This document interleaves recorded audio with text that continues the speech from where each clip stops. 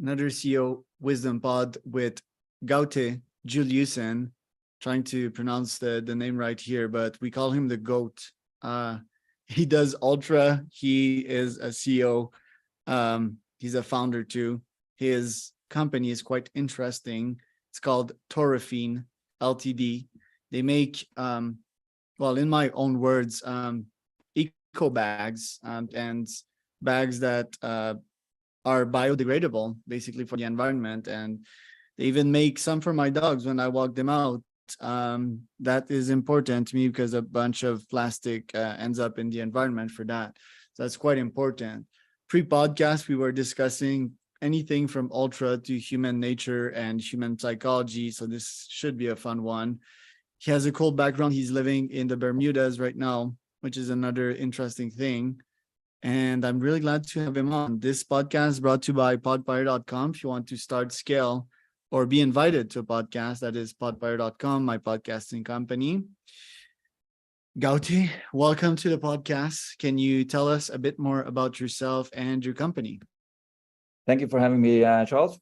Yes, my background is, I guess, quickly summarized. I am a engineering geek originally. I wanted to become a scientist and get a Nobel Prize for science until I realized that the scientific route can be limiting in terms of if you want to make a big impact on the world. So I basically went on to take a business degree, an MBA in New York, and then I turned into a bit of a hybrid technologist and investment banker. So I've been a venture capitalist. I have been a engineer in the oil and gas industry. I worked for Schlumberger in Italy. And then the last 12 years now, I have basically worked on utilizing this new nanomaterial called graphene, which was basically discovered in 2004. It got the Nobel Prize in 2010, two professors at the University of Manchester in the UK. And it's a material I thought would have the capability to change the world in very profound ways. And that's my mission in life now for the last 12 years, and essentially trying to build a business that is scalable, that's going to impact the world in an area of utmost importance to the world. And I think that is pollution, and specifically pollution from plastic, which turns into microplastic, and the additives, the chemical additives inside of plastic actually leaches to the environment as it breaks down. And then the microplastics turn into kind of like a magnet for other toxins that are in nature. And so the toxicity of a microplastic piece can be 5,000 times that of a plastic piece by itself. So this is sort of the mission that I've been lucky to be able to get into a position to build a business to scale alternatives to plastic. What led you to that? You must have seen a lot of shit and crap in the ocean, and Yep. Not especially in Bermuda, like because it's so central. I forgot like what these islands are called, but there's tons of plastic accumulating there. And if that site is not enough to have one rethink about their choices with plastic, and then I don't know what will. What got you involved in the field? Yeah, I mean, a big revelation to me, or was a big inspiration for me, is when I was contacted by an organization called Hatch a Better World. It's a nonprofit out of Montana, US, and they put together conferences several times a year, basically bringing together 100 game changers. Could be CEOs, could be artists, it could be leading academics, and then they choose a few topics each year, and then these people are put together in some resort, maybe in the mountains of Montana, which is what I was put in, and then you are to solve or develop plans to solve major societal problems and environmental problems. Of course, I was put in the plastics group, and there I was put together with several top managers in top polluters like Kimberly Clark, and we had HP. I mean, not a big producer of plastic, but the head of sustainability there, and a few others. Well, actually, head of sustainability at SAP, which is the second largest software company in the world at that time. This is a few years back. But I was going to get to Dr. Marcus Ericsson is the person from California. He's got a PhD from USC in Los Angeles, who single-handedly raised the issue of the pollution of our oceans through microplastic. He constructed a raft out of bottles, of plastic bottles, plastic trash. And then his wife had a mobile phone connection, a satellite phone connection, following him out there. But it was basically him and a buddy that they drifted on the currents out into the Pacific Ocean on a raft of plastic. And they discovered the great gyre of plastic in the Atlantic Ocean, and filmed it and basically broadcasted it to the world to raise the issue for the first time. This is 10 years ago or so. But I got to spend time with him in this Hatch event, 5 days, and we brainstormed. And he's now an advisor to our company. He has an organization called 5 Gyres.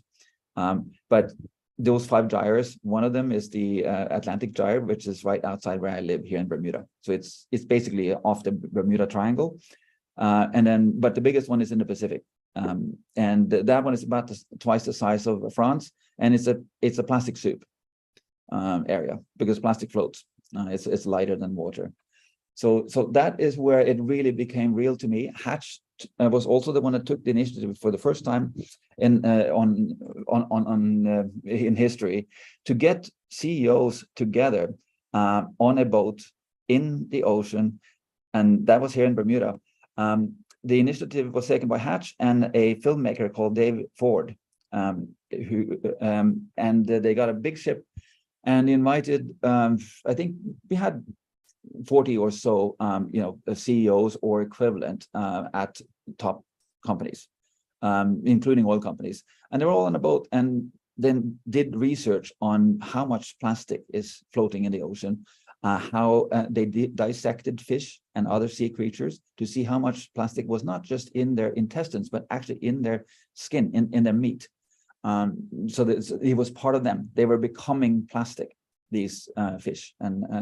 And that was incredible, and probably about 15 of the Hatch people were on this boat. I wasn't on the boat, but of course I spent the time with them. But that was basically here in Bermuda, and it happened right before I decided to move out here. I used to live here and work here 22 years ago as a venture capitalist. And the reason for being here at that time was to be in the time zone where our business was basically take Scandinavian entrepreneurs who were typically technical and had good ways of inventing new technology. They were typically deep tech, but they had a very small market, and they didn't have so much skills in marketing and sales either, as, for example, Americans were more advanced in that. So we would hire a team of business team in California or US West Coast and merge that together. And that was the business plan. Take really good scientists and engineers that build cool stuff up in the cold Nordics, and they stay inside and there's not much to do outside anyway at times of the year. And then get these Californians who are really good at marketing. And that worked pretty well. So that's my history with Bermuda, really. Interesting. I want to ask you though, because pre-podcast, you and I, we talked about the fiery nature of anger and focusing your energy on destroying someone with vs building stuff. We've seen Greenpeace, I'll try to limit my talk here, but basically it's hipsters, angry hipsters, not knowing how to have an impact or not knowing better than to throw their anger and their vomit on someone. That's my opinion, or throw their acid, Yeah. What's your opinion on spending your time putting oil companies down vs spending your time building something that will potentially fix the world? Yeah, I'm glad you asked that question. I haven't given much thought to it, so this is going to come straight raw. But and I watched them, and I've always been thinking it's a good thing that someone does something, right?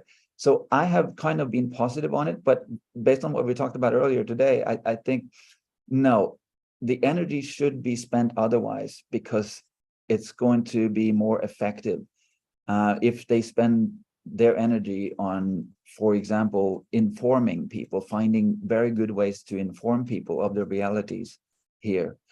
Attacking a oil platform gets good headline in the news in terms of the drama effect. And you know, I was mentioning I'm a big fan of a author that has written a book that started with the chimp paradox, but it's about human psychology and how you could use your emotions, which is fight or flight, you know, to solve problems, which is what a chimpanzee does, or you could use strategy and long-term thinking, which is more of the frontal cortex that we humans have, and we can basically think forward and use logic as to what is the best thing for the longer term. Now, so I think, you know, what you're saying there, the green piece that we oftentimes seeing employing anger at something is not necessarily the best thing for the longer term. So getting information of science and perhaps explain science, not in science terms, but find analogies that non-scientists can relate to. If effort is spent on that, that's probably going to have a better payoff. I agree. And informing, I think, is level 1. Yeah. I think building a product is level 10. Yeah. And informing people how to use that product is probably level 11 or something like that. I was talking with health tech founder today, and she's building this device to hear your own heart and control your heart, your HRV, heart rate variability, which is very useful to slow down, you know, calm your anxiety down, to prevent heart attacks and so forth. And I was talking with her that, yeah, I tried to coach my parents, for example, to lose weight or to be calmer and so forth. Never worked. While technology, if you just put that thing on and you check on your phone your heart rate and you follow a breath work, that is like an instant fix to me. So to all angry activists, political people out there that are more about air than substance, go build something. That's my call to action. You know, go do some real good in this world instead of talking and pulling yourself into toxic political environments in which humans play game and waste a lot of saliva. Go build something. You know, it's way harder, but guess what? Like, having an impact out there is super hard as well. You're not like Greta Thunberg, you know, like Greta, I think she was quite successful. Props to her. A lot of people are trolling her nowadays. She was successful at taking the stage, you know, and spreading a message out there.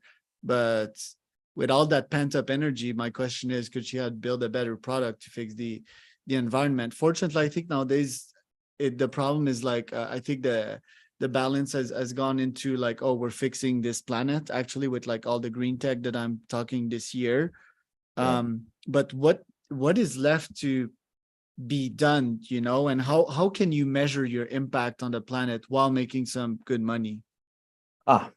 So that gets me to that word impact gets me to what my biggest hope is for to turn around the problem of polluting the planet to the point a point of no return, which I think we're fairly close to now. Is there is a movement that started by a gentleman called Sir Ronald Cohen. He is arguably the most successful venture capitalist in Europe, you know, and he started a company called Apex Partners, which now became so large they're no longer a venture capital firm, they're a private equity fund. And he's chairman emeritus there. I think he's still, he's got an ownership stake there, but he's spending most of his time on an initiative, which is called the Impact Accounting Initiative. He teamed up with Harvard Business School on this, and the idea is that CEOs are not going to act for impact and for the environment until it becomes profitable to do so for them. And the only way to do that is that the accounts also need to reflect when you're doing something good for the environment and reflect when you're doing something bad for the environment in terms of economic numbers, in terms of dollars and cents. And so the idea of this movement, which I think is really the most promising solution I've seen out there other than science, okay, is if you mandate in GAAP and generally accepted accounting principles, which all companies of some size need to follow. They in order to get investors and certainly to be listed on a stock exchange, you have to follow GAAP. And there's an auditor that will go through your finances to make sure that you follow GAAP rules. So if you make a GAAP rule that you need to disclose how much emission, not just of CO2, but of, let's say, toxins, goes to the environment, and there is ways to estimate how much damage that does in dollars and cents, because it impacts people's health, it extinguishes species, etc. All of this can be turned into numbers because cleaning it costs money. So it's not that difficult to estimate how much that is. So this is something I'm extremely excited about. Well, we can't just sit and wait for impact accounting to come and happen. That's going to take years, a number of years. GAAP came, as some of you might, the listeners might know, because of the 30s. Basically, the 30s stock market crash came because there wasn't really much of a standard for accounts. So people would make accounts that were blown up and basically misrepresented the company completely. And so you introduce this concept of GAAP. Now we need to revise that GAAP now, because now we have an even bigger problem. We don't just have an economic downturn. No, we have the whole planet basically now in trouble. So this, yeah, there was a long answer, but I think this is a really important initiative. So you can just look it up, Ronald Cohen or Ronnie Cohen, Sir Ronald Cohen now, and he, it's called the Impact Accounting Project.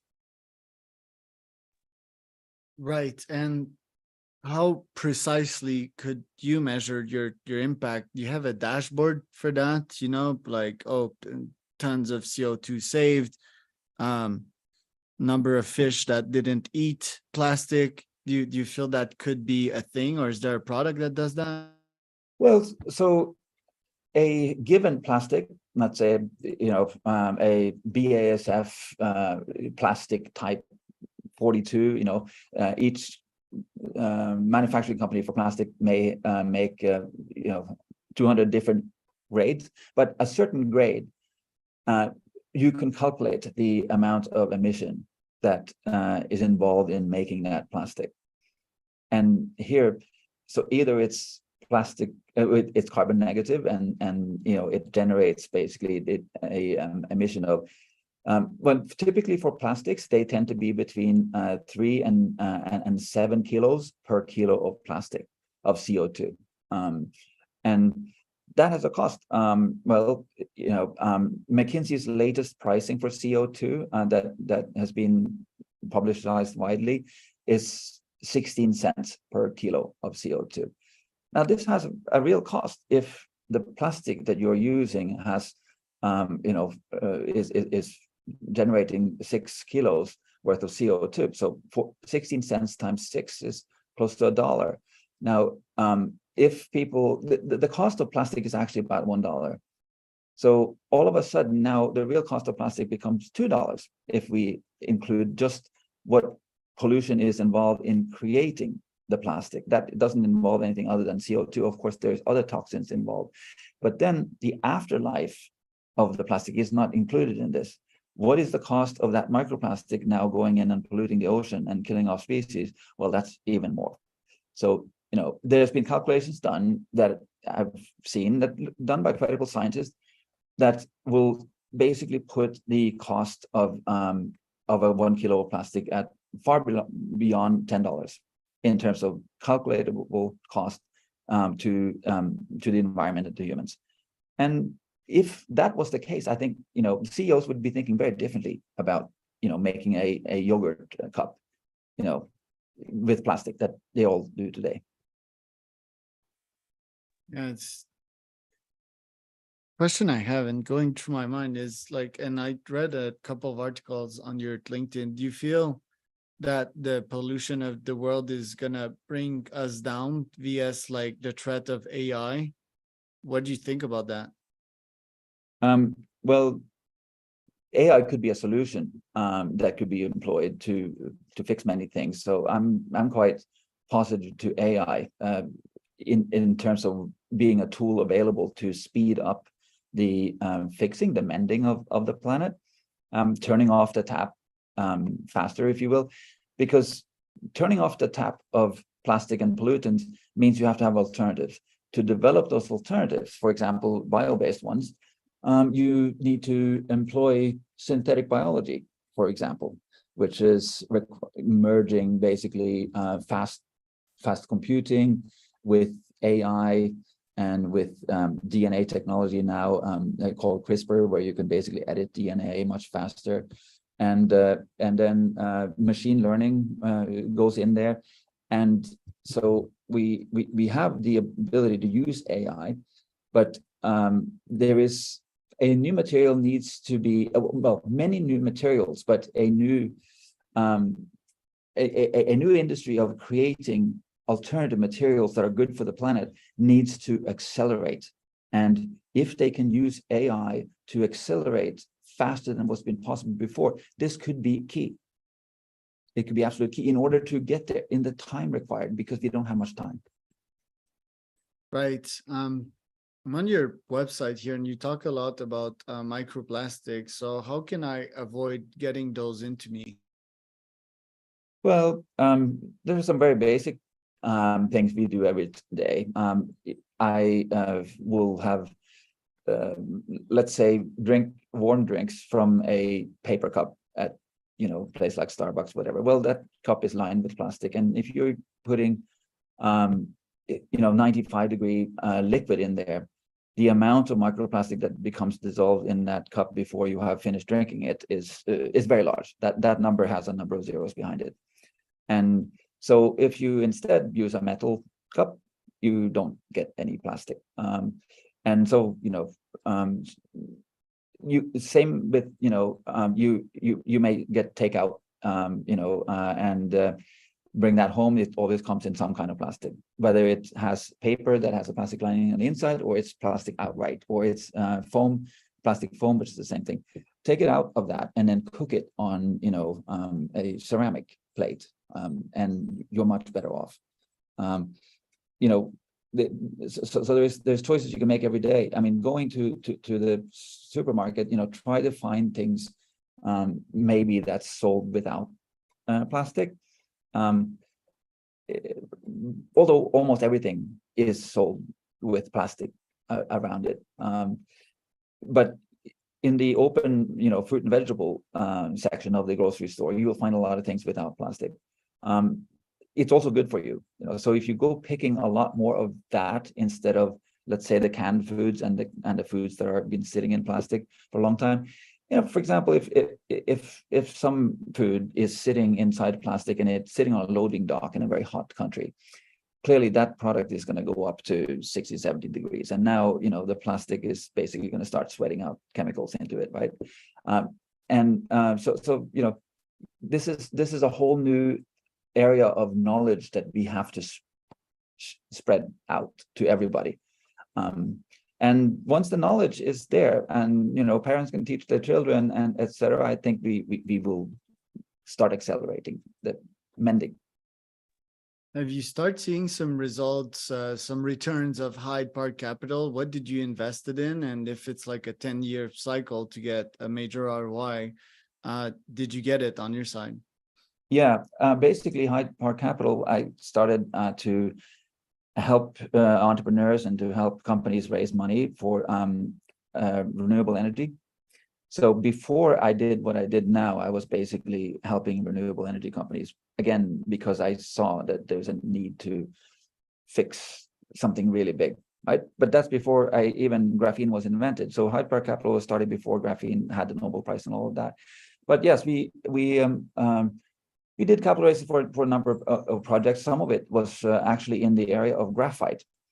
And we made some investment in graphite mining because graphite was needed for batteries, and the anode of batteries are made from graphite, and that became quite a good investment. It also kind of brought me into the world of graphene, because graphene is essentially graphite that is sliced into one atom thick plates. So graphene comes from graphite. But yeah, so it was learning how to raise money on technologies that are complex and deep tech, and finding ways to help the CEO to explain complex technologies to investors. That was my key skill in that, and it's what I've been doing much of my career.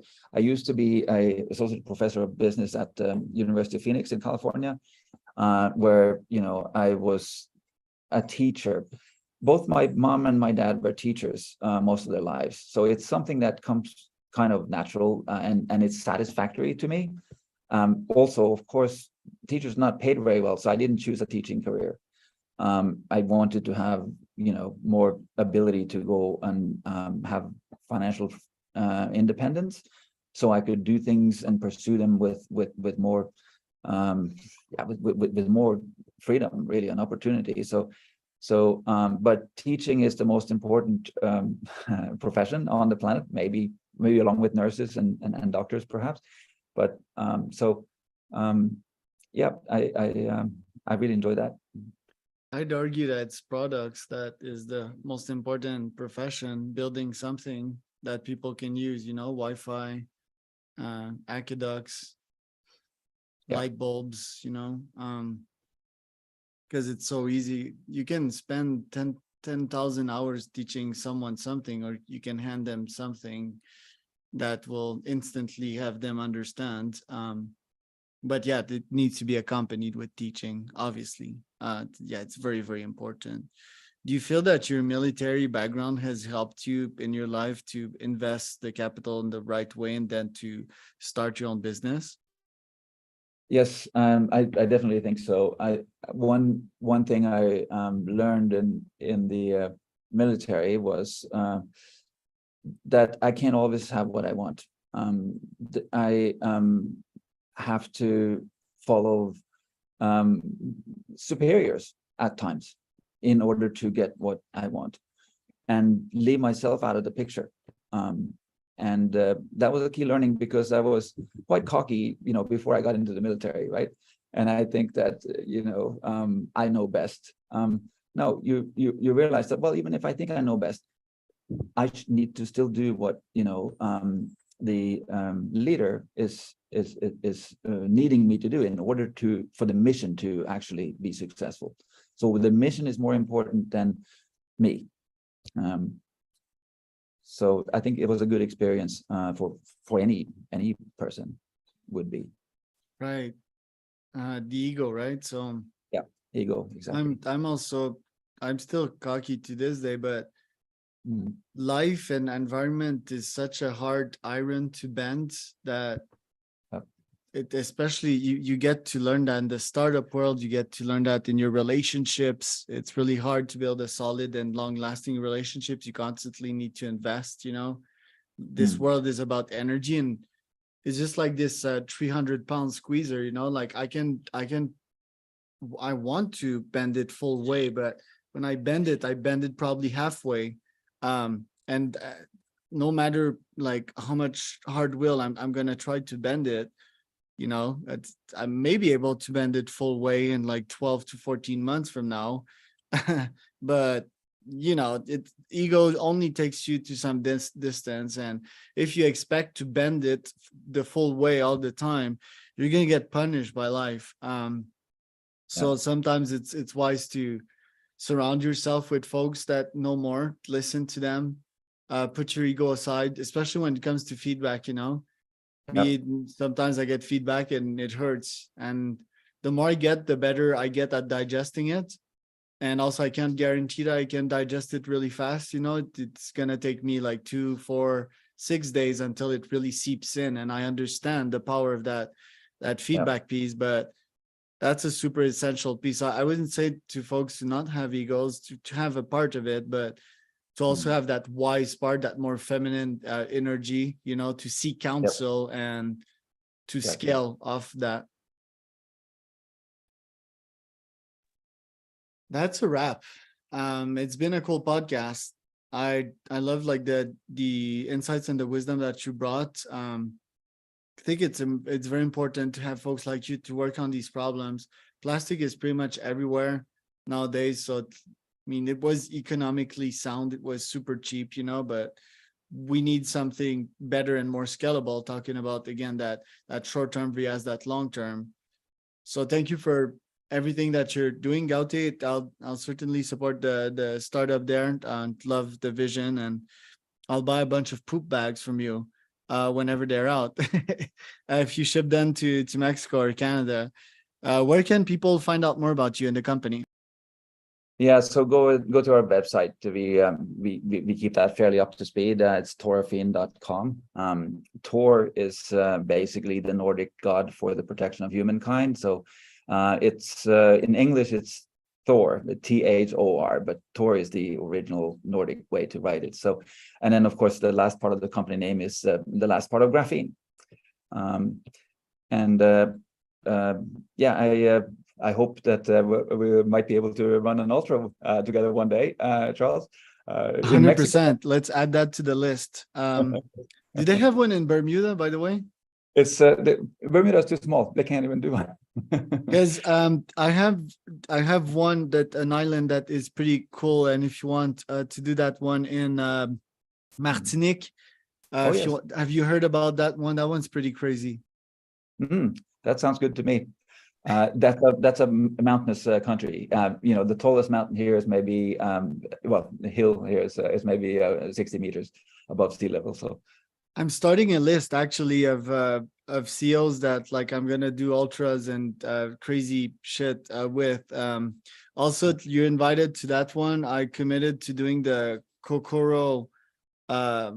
It's called the Kokoro, and I committed with one CEO. There's probably another that's gonna join me, an ultra athlete I interviewed 4 weeks ago, and the Kokoro is basically 52 hours with Navy SEALs that have us do exercise and torture us, kind of.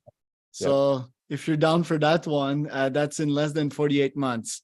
I think I'm gonna have to train a bit for that one. 100%. Me too. Because grown men cry in that one. It's really, really hard. So yeah, my training for that one would probably be at least 4 hours of hits per day, high intensity trainings, like, jumping squats and stuff. So, because it's probably train like in really uncomfortable condition, like wet and sandy, for example, because that's what you're going to get. And cold water exposure also, because they throw us in the water, they splash us with the holes and stuff.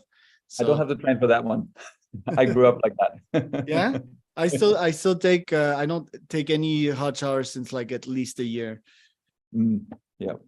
No, It's a major biohack, actually. It just boots even before sleep, it doesn't wake you up after some time.